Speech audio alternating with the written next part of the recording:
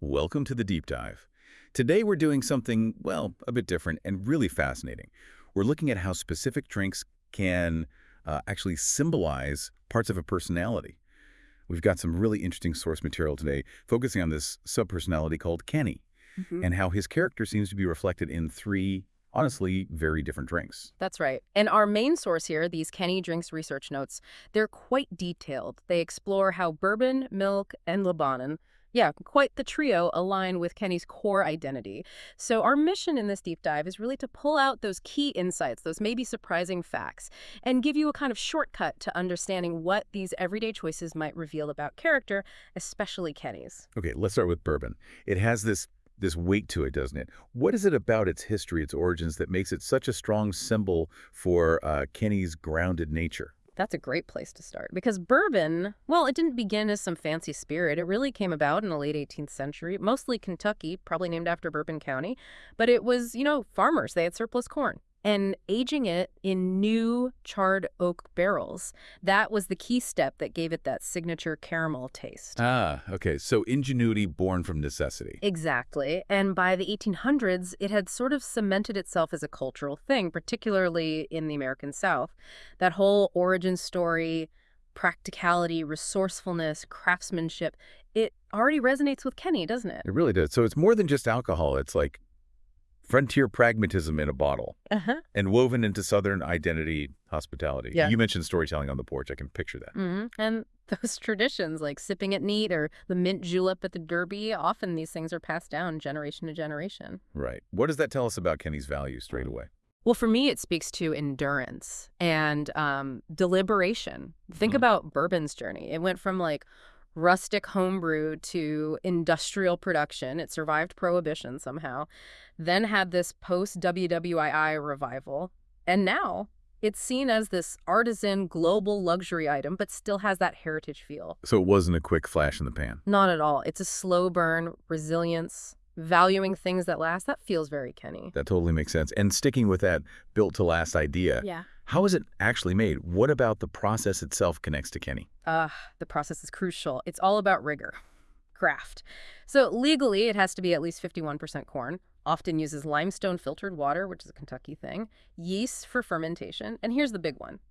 It must be aged in new charred oak barrels, minimum of 2 years. New barrels every time. Wow. Yep. And longer aging deepens the flavor, obviously. This isn't something you just throw together. It takes real skill balancing the grain, the barrel char, the climate, the time. It's art and science. Master distillers, right? Yeah, exactly. And for Kenny, this painstaking, unhurried process, it's not just about taste. It's about earned wisdom, integrity. So those variations you hear about, like single barrel, one specific barrel, or small batch, a blend of selected ones, they really underscore that focus on quality. They do.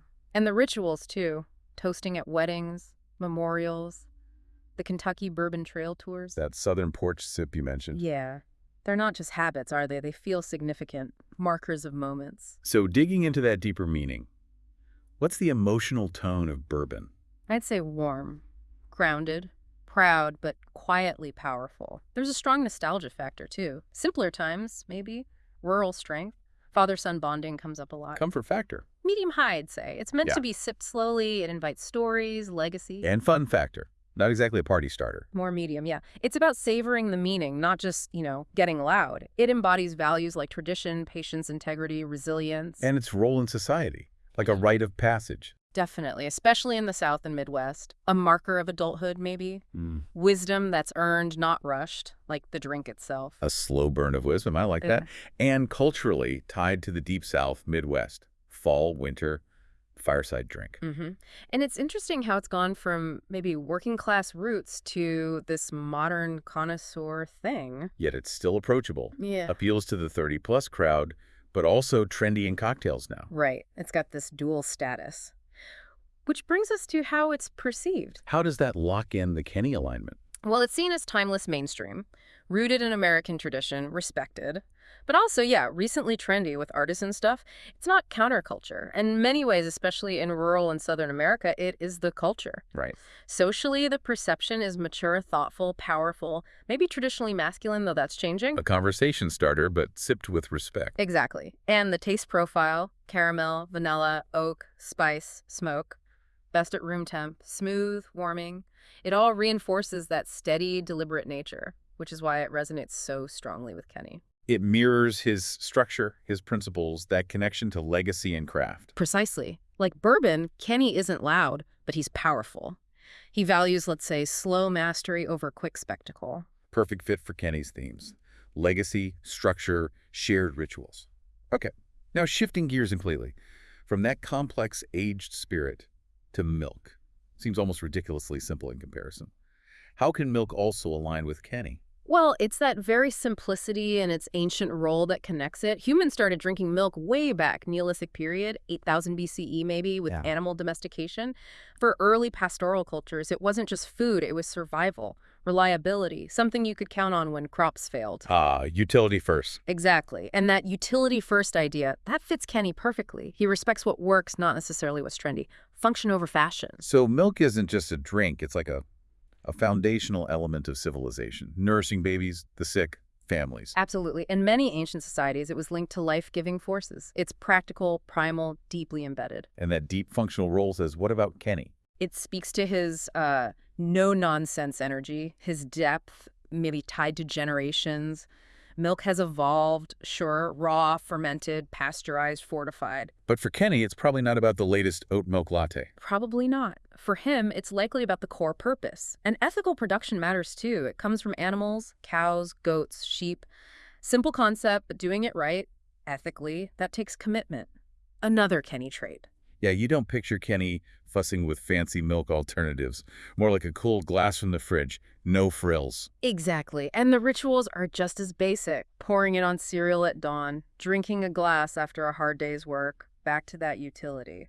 So symbolically, what does milk represent? Stability, honesty, legacy in a way. It's the drink of home, reliability, roots.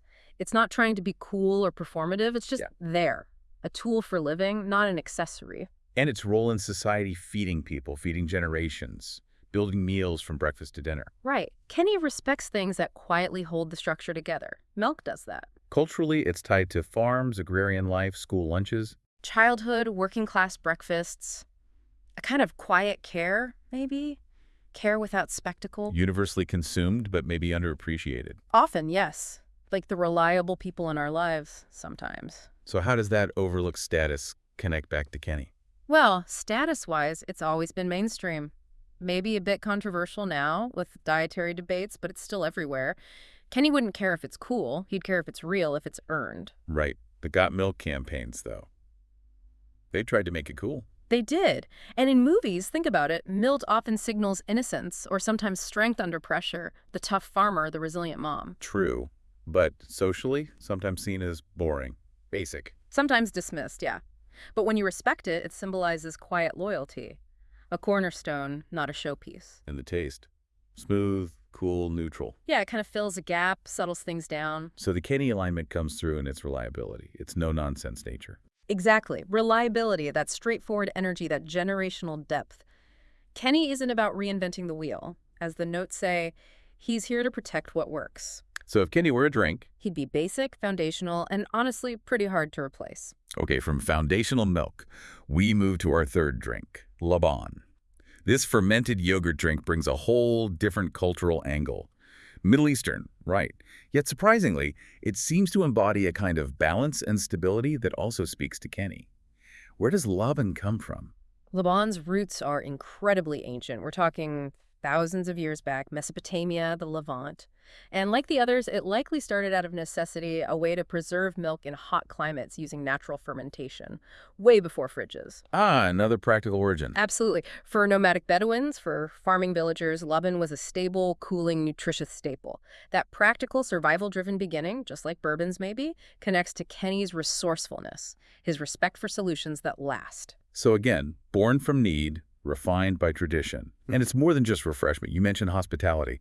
Oh, hugely. In many Arab cultures, offering Laban is a significant gesture. It signals generosity, grounding, care. You'll find it served during Ramadan for iftar at weddings, shared in desert tents as a sign of respect. That deep cultural significance. What does that tell us about Kenny's values? It points to his appreciation for deeply rooted practices for quiet wisdom passed down. Laban evolved, of course, from hand churning in clay pots to modern bottling. It spread across the Middle East, South Asia, North Africa. And variations developed, like Iran and Turkey or lassi in India. Exactly, they're related. Some Laban is salted, some spiced, maybe thinned with herbs like mint, but the core is simple. Yeah. Milk, yogurt cultures for fermentation, churning, straining, maybe diluted. Making it sound straightforward, but there's an art to it. Low to moderate skill, maybe, but it requires patience, understanding fermentation. Artisan versions are valued for getting the balance and texture just right.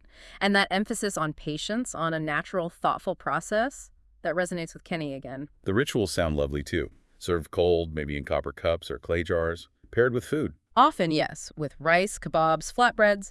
Minty Laban is popular in summer as a cooling remedy, and Laban with dates is a classic nourishing combination, especially during Ramadan. It's about slow enjoyment, mindful nourishment. So what does Laban symbolize emotionally? Grounding, definitely. It's seen as earthy, cooling, balancing for the body. Nostalgia is big, too. Grandmother's kitchen, hot desert nights, slow conversations. Comfort. Yes, it's creamy, often salty, soothing. Emotionally kind of neutralizing. Fun factor. Subtle again. Very subtle. Not flashy, like a dry joke between elders, the notes say. Witty, perhaps. And its role.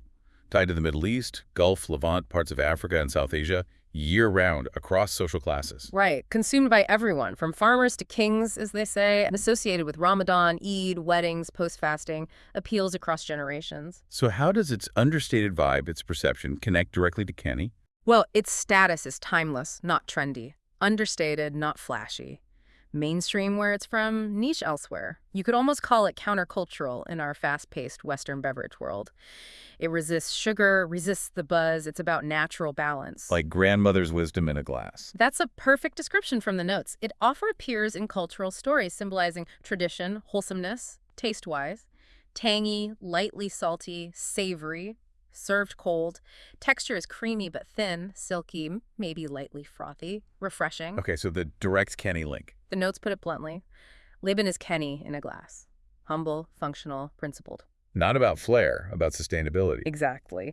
Like Kenny, Laban works behind the scenes. It stabilizes the system with quiet strength. It offers ethical hydration, as the notes call it. No sugar rush, no crash, just equilibrium. And the fermentation ties back to patience. Right. That belief in slow, meaningful transformation, it all fits. Okay, so we've got bourbon-aged complexity, milk fundamental simplicity, Laban cultural depth and balance, bringing these three quite different drinks together.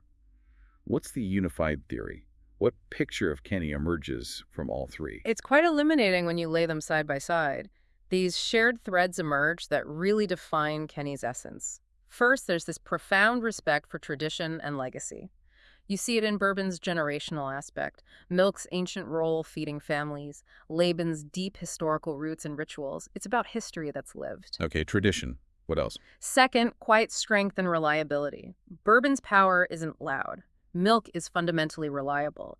Laban stabilizes things behind the scenes. They deliver without needing applause. Makes sense. Quiet strength. Third, patience and deliberate living. The slow aging of bourbon, the thoughtful production of milk, the fermentation of Laban. These processes can't be rushed, and that's valued. Patience, deliberation. Got it. Fourth, functionality and integrity. Bourbon started from necessity. Milk is utility first. Laban offers humble function, ethical hydration. They're chosen for what they do. Function and integrity. And finally, groundedness. Bourbon provides a grounding comfort. Milk is neutral, settling. Laban has that earthy, balancing effect. so Kenny embodies all of these, not flashy, values what's real, earned, lasting. Exactly. And the aha moment for you listening is hopefully seeing how these everyday things drinks, in this case can, when you look closely, reveal really deep insights about a personality, a set of values. It's a shortcut, maybe, not just to facts, but to a deeper understanding. That's fascinating. So a final thought for everyone listening, consider your own go-to drink, the one you grab without really thinking about it. What might it say about the values you hold deep down, or the version of you that it represents? What quiet truths might be hiding in plain sight? Thank you for joining us on this deep dive. We really hope you enjoyed digging into these sources with us, pulling out these insights, helping you become just that bit more well-informed. We're looking forward to our next deep dive with you.